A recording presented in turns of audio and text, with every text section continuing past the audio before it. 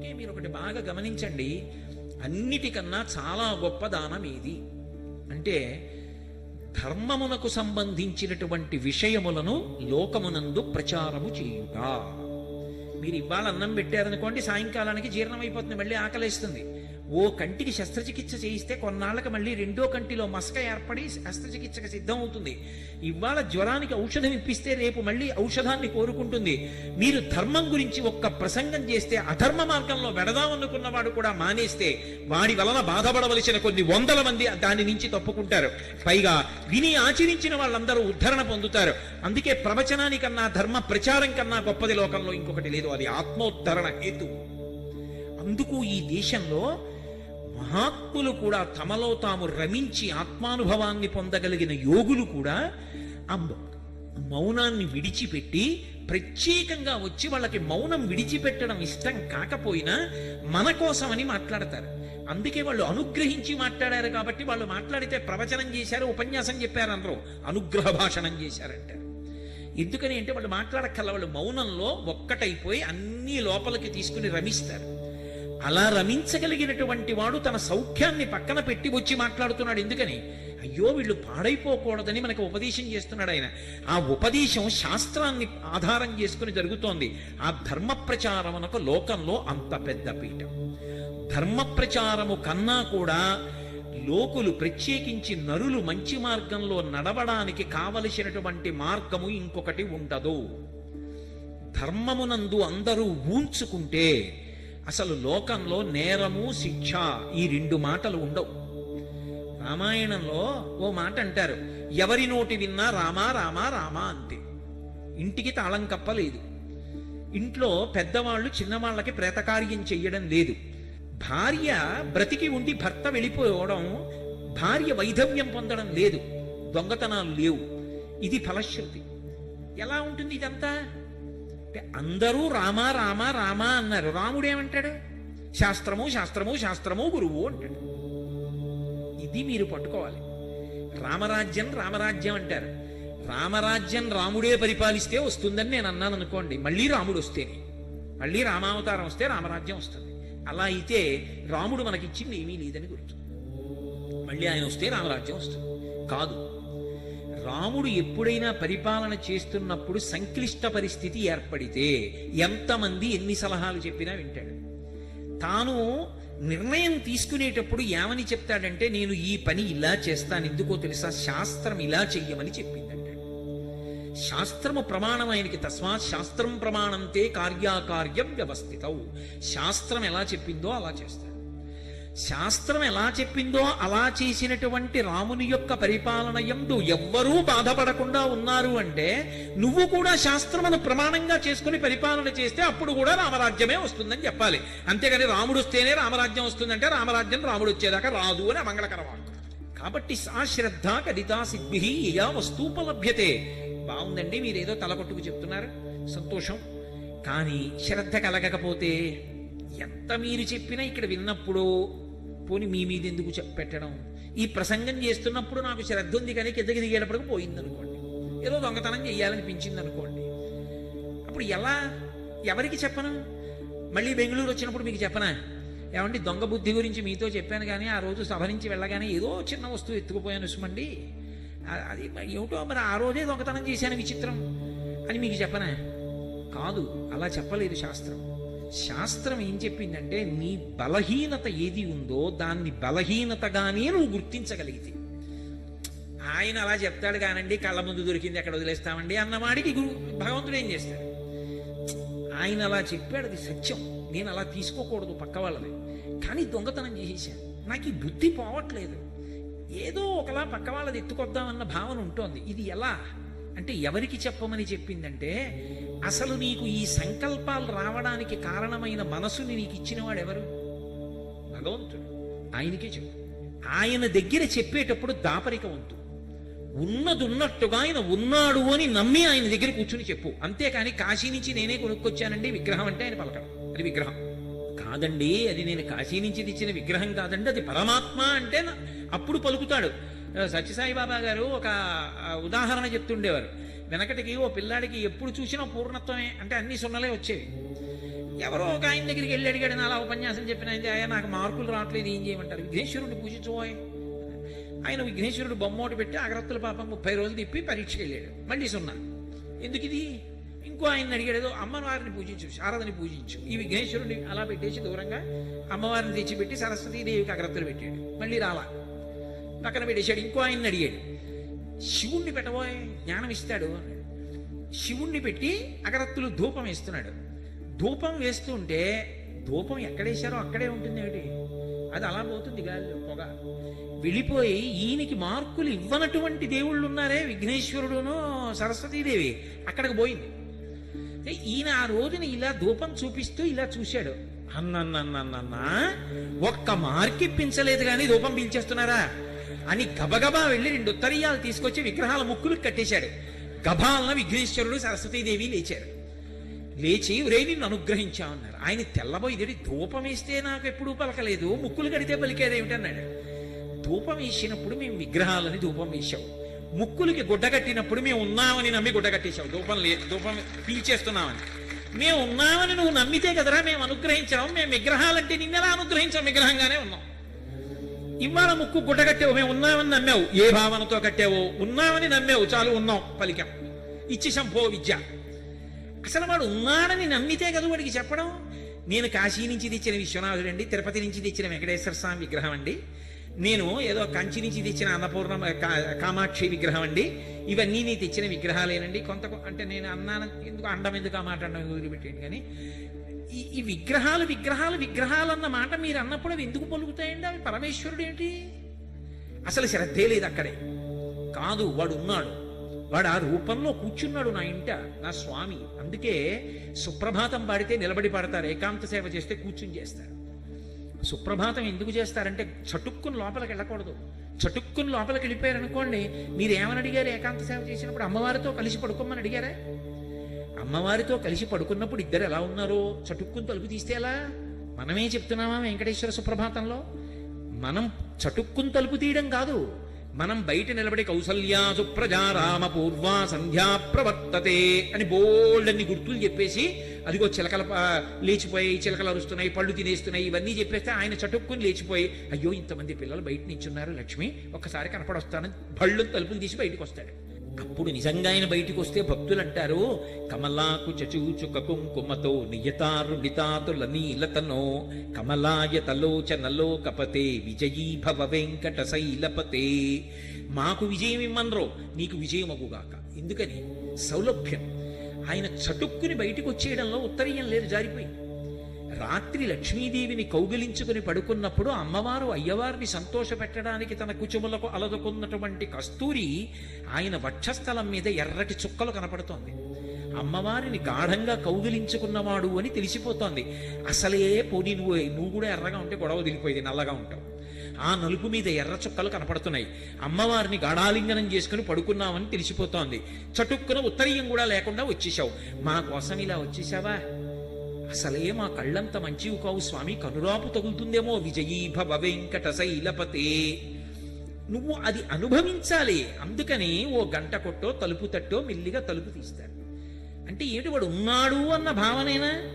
అంతేగాని సుప్రభాతం నేను చదివానండి అనే కాదు.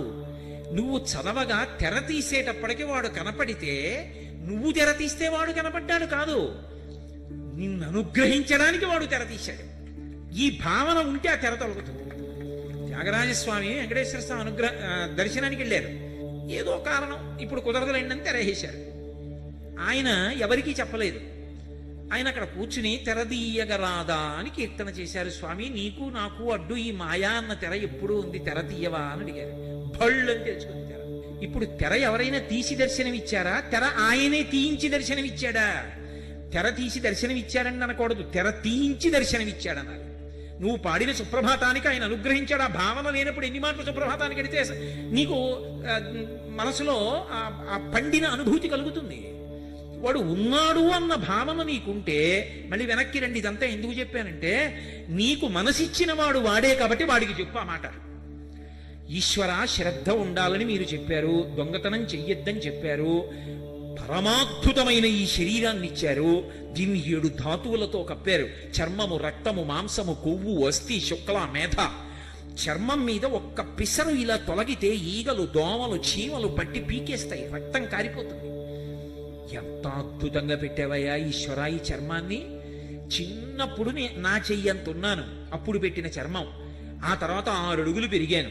ఆ చర్మం సాగిపోవడంలో ఎక్కడా పట్టుని పగిలిపోలేదు, అలా అందంగా సాగిపోయింది. అంతేగాని పెరుగుతున్నాడని బయట నుంచి చర్మం తెచ్చి అతికించలేదు ఎవరు. ఎంత గొప్పగా పెంచావయ్యా ఈ శరీరాన్ని. 10 గోళ్ళు సమానంగా పెరుగుతాయా? వెంట్రుకలన్నీ సమానంగా పెరుగుతాయా? ఆకలేస్తే లోపల మంట పెడుతుందా? దాహం వేస్తే నీళ్లు కావాలని అడుగుతుందా? కడుపు నిండిపోతే త్రేణు పొచ్చి ఇంకా చాలే లోపల పొయ్యకని చెప్తున్నావా? నిద్రపోతే ఊపిరి తీస్తున్నావా? ఈశ్వరా నీకు నేనేమిచ్చి నీకు ఉపకారానికి రుణం తీర్చుకోను. అందుకే అసలు దొంగతనాల కల్లా పెద్ద దొంగ ఎవరో తెలుసా అండి? దొంగతనాలు చేసేవారికి నాయకుడు ఎవరంటే పరమేశ్వరుడు. దేవుటండి మళ్ళీ మీరు ఇలా అంటారంటారేమో, నేనంటలేదు, వేదం అంది. తస్కరాణం పతయే నమో నమో అందా లేదా? ఎవరు దొంగ? మనకి తెలియకుండా చేసినవాడు దొంగ. ఎత్తుకుపోయాడో ఇచ్చాడో ఏది చేసినా దొంగతనం. ఎవడో తెచ్చి మా వీధిలో ఓ బియ్యం బస్తా పెట్టిపోయాడు. ఎవరు పెట్టారు ఎవరు పెట్టారు ఎవరు పెట్టారు ఎవ్వరికీ తెలియదు. పోనీ పక్క వాళ్ళ కోసం పెట్టాడేమో అనుకుందామంటే, చాగంటి కోటేశ్వరరావు గారి కొరకు అని రాసి అక్కడ బియ్యం బస్తా పెట్టాడు. అనుగ్రహించాడు ఈశ్వరుడు అండి. తాడేపల్లి రాఘవనారాయణ శాస్త్రి గారు తెల్లవారితే శారదా నవరాత్రులు, బియ్యం గింజలేదు, ఏం చేయాలి? ఆయన కూర్చుని లలితామ్మవారి ముందు కూర్చుని ధ్యానం చేస్తున్నారు. రాత్రి ఎదురుగుండా రైస్ మిల్, మీరు ఇప్పటికీ వెళ్ళి చూడొచ్చు. ఎక్కడి నుంచో పెద్ద బండి వచ్చింది. తాడేపల్లి రాఘవనారాయణ శాస్త్రి గారు ఇల్లు ఎక్కడ అని. అదే ఇల్లు అన్నారు ఆ రైస్ మిల్లో. ఈ బండిలో బియ్యం, పప్పులు, ఉప్పులు, మిరపకాయలు, చింతపండు అన్ని పంపించారు. ఎవరు పంపించారు? ఎవరో పంపించారు లేవయా. ఏదో ఊళ్ళో ఉన్నారు. శారదా నవరాత్రులకి ఆయన నిర్వహించడానికి కావలసిన సంభారాలన్నీ ఇచ్చారు. తలుపేసింది, రేపు పొద్దున్న కాస్త ఇచ్చేయండి, మీ బండి దింపేస్తాం తొందరగా వెళ్ళిపోవాలని.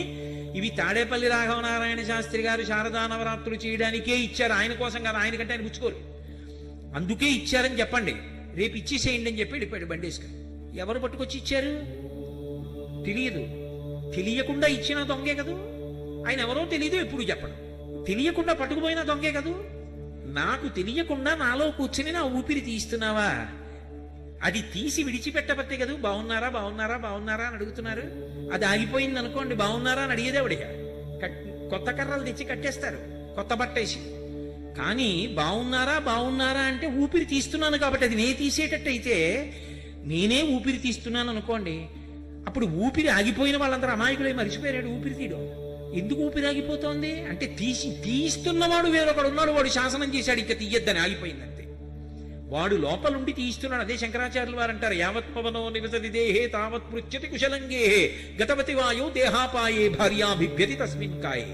వాడు లోపల కూర్చుని నాకు తెలియకుండా అన్నీ చేసేస్తున్నాడు. నేను తినేస్తే అహం వైశ్వానరో భూత్వా ప్రాణినాం దేహమాశ్రితః ప్రాణాపాన సమాయుక్తం పచాన్యన్నం చతుర్విధం. అన్నిటినీ జీర్ణం చేసేస్తున్నాడు.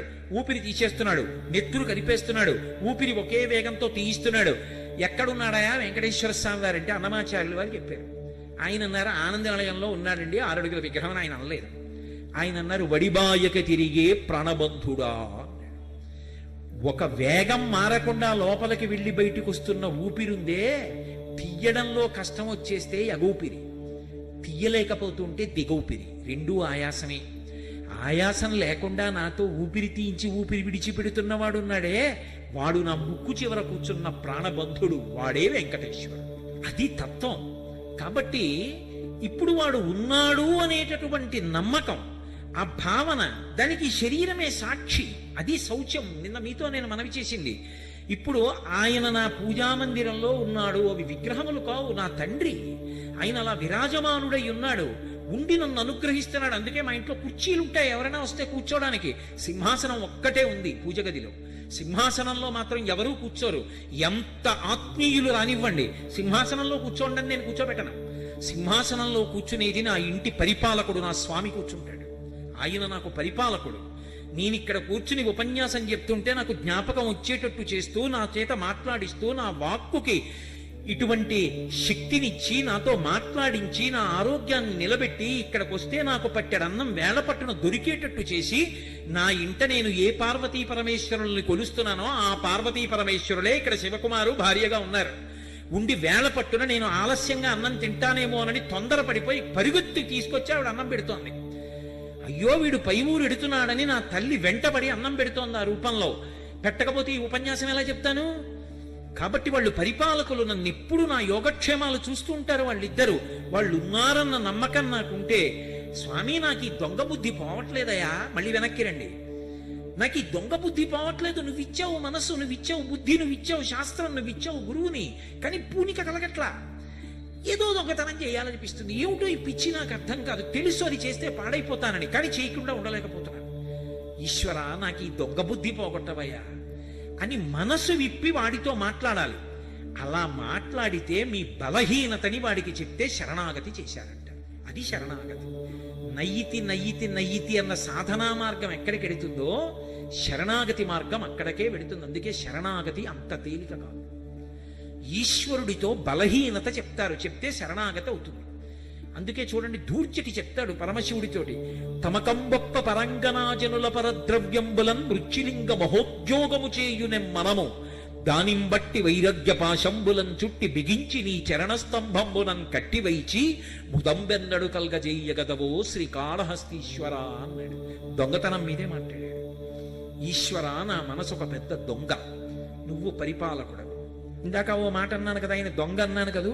ఆయన దొంగ అని ఎందుకన్నానంటే తెలియకుండా ఉపకారం చేస్తున్నాడు కదూ. ఇన్ని ఉపకారాలు చేస్తున్న వాడిని చూడాలనిపించదండి? ఎవడో జీవితంలో ఏమండి మీకు పాపం రైల్లో పెడితే అలిసిపోతారని విమానం టికెట్ పంపించారండి, దీని మీద ఎవరు పంపించారండి అంటే, ఎవరో బెంగళూరులో ఫలానా ఆయన్ని రైల్లో రావద్దని చెప్పండి, విమానంలో రమ్మనండి అని టికెట్ పంపించారండి అన్నారు అనుకోండి, నేను బెంగళూరు రాగానే ఏమంటాను? ఎవరన్నా అంత ప్రేమగా నాకు ఆ టికెట్ పంపించారు, ఎవరండి ఆయన? ఈయనేనండి అంటే పరమ ప్రేమతో, అయ్యా ఎంత ప్రేమ మీకు నా మీద అని అంటానా? అన్నా. ఒక్క ఉపకారానికి ఆయన్ని చూస్తే నేను అంత సంతోషపడిపోతే, ఇన్ని ఉపకారాలు నిరంతరం చేస్తున్న భగవంతుడు కనపడకుండా ఉంటే దొంగలా కనపడాలని నేను కోరుకుని పరిగెడితే తప్పుందా? వాడు ఎక్కడ దొరుకుతాడు? ఇక్కడ దొరకడు. పైన ఎక్కడ దొరుకుతాడు? ఇక పారిపోవడానికి అవకాశం లేకపోతే దొరుకుతాడు. నేను పరిగెడితే వాడు కనపడకుండా పరిగెడితే పరిగెత్తి ఎక్కడికెళ్ళి దాక్కోవాలి? ఏది కనపడితే అందులో దూరిపోతాడు. కాబట్టి ఆయన ఏం చేశాడు? గర్భాలయంలోకి దూరిపోయాడు. గర్భాలయానికి వెనక తలుపు ఉండదు.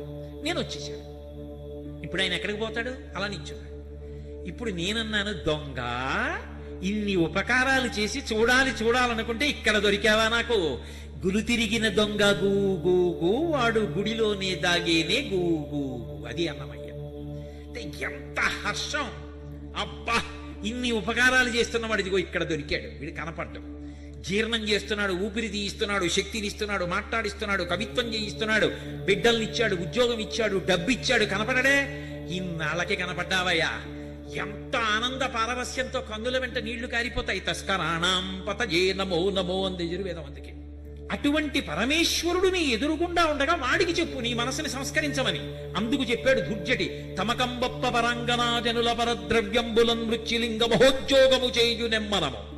మహోద్యోగం చేస్తోంది. ఎంత గొప్ప పని చేస్తోందో తెలుసా? నువ్వు ఇచ్చిన మనసు 2 దొంగతనాలు చేస్తుంటుంది. తమకంబొప్ప పరాంగనాజనుల పరద్రవ్యంబులన్, నా భార్య యందు నా కామ ఉంటే దోషం కాదు, పరకాంత కనపడితే నా కామము వారి యందు ప్రవర్తిస్తోంది. ఎంత తప్పు పని చేస్తోంది? దొంగ బుద్ధే కాదా? కాబట్టి దొంగ బుద్ధి నా మనసుది.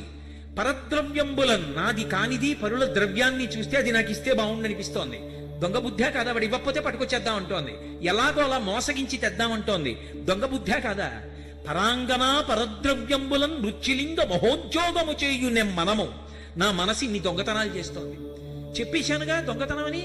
దొంగని పట్టుకొచ్చి నీకు అప్పచెప్పానుగా. నువ్వు రాజువి, రాజశేఖరుడివి, నువ్వు చంద్రుణ్ణి ధరించిన వాడివి. శివ, నువ్వేం చెయ్యాలి? దొంగని పట్టుకెళ్ళి ప్రభువుకు అప్పచెప్తే స్తంభానికి కట్టేస్తాడు. కట్టేయి నా మనసుని. బయట స్తంభాలకొద్దు, నీ చరణ స్తంభంబునన్ కట్టి వైచి నీ కాళ్ళు అన్న స్తంభాలకి కట్టే ఈ మనసుని. నీ చరణ స్తంభంబునన్ కట్టి వేస్తే ఈ దొంగ బుద్ధి పోతుంది. ముదంబెన్నడు కల్గజేయగదవో, నీ పాదాలు పట్టుకుంటే ఆ దొంగ బుద్ధి పోయి మనసుకి కలగవలసిన సంతోషం కలుగుతుంది. ముదంబెన్నడు కల్గజేయగదవో శ్రీకాళహస్తీశ్వర. ఎవరికి చెప్పాడు ఇప్పుడు ధూర్జటి? ఊళ్ళో వాళ్ళకి చెప్పలేదు, కాళహస్తీశ్వరుడికి చెప్పాడు. దాపరికం లేకుండా చెప్పాడు. కాళహస్తీశ్వర శతకం ఏమి శతకం అంటే అది నిజంగా రోషీరో యదు కామినీ జనుల తారుణ్యోరు సౌఖ్యంబులన్ బాసీబాయద పుత్ర మిత్రధన సంపద్భ్రాంతి వాంఛాలతల్ కోశీకోయదు నామనంబకట నీకున్ ప్రీతిగా సత్క్రియలు చేసి చేయదు దీని త్రుళ్ళనచవే శ్రీకాళహస్తీశ్వర. కాసేపు మంచి బుద్ధి పొందినట్టుగా ఉంటుంది. ఏమిటి సౌఖ్యాలు, ఏమిటి స్త్రీ సౌఖ్యం, ఎన్ని మాటలు అనుభవించాను, ఏడే పిచ్చి అంటుంది. మళ్ళీ సిద్ధం. రోషీరోయదు కామినీ జనుల తారుణ్యోరు సౌఖ్యంబులన్ బాసీబాయత పుత్ర మిత్రధన సంపద్భ్రాంతి వంచాల తల్కోచీకోయదు. ఏం బిడ్డలంటుంది, మళ్ళీ తాపత్రం. ఏం డబ్బు అంటుంది, మళ్ళీ దొంగతనం కోసం సిద్ధం. ఏమిటయా ఈ మనస్సుని నేను అణచలేకపోతున్నాను, కాసేపు బాగుంటుంది కాసేపు పాడైపోతుంది, ఎప్పుడు నన్ను ముంచేస్తుందో తెలియట్లేదు. కాబట్టి దీని త్రుళ్ళనచవే శ్రీకాళహస్తీశ్వర, దీని త్రుళ్ళు, దీని అల్లరి అణిచి ఇచ్చినవాడి నువ్వు కాబట్టి నీ మాట వింటుంది, తొక్కిపెట్టు. ఇంకా దూర్చటి నా మనసుని నువ్వు కట్టన్నాడు. అసలు శంకరాచార్యులు వారు శివానంద లహరిలో చేసిన శ్లోకం పరమాద్భుతం. మా గురువు గారు అస్తమానం నాతో చెప్పుకో మురిసిపోతుంటారు. ఒరే, ఈ శ్లోకం భారతీ తీర్థ మహాస్వామి వారి దగ్గర చదివానురా, చదివితే ఇలా అన్నారా అంటే తప్పు చెప్పానేమో అని అనుకుని ఆగిపోయాను. ఆయన మళ్ళీ పిలిచి చెప్పమన్నారా, ఈ శ్లోకం మళ్ళీ గట్టిగా చెప్పాను. ఆయన పొంగిపోయి ఓ లోపల నుంచి శృంగేరి ఉత్తరీయం తెప్పించి నాకు కప్పించారా అని ఆయన ఇంటి గురించి కూడా అంత తాపత్రయపడరు.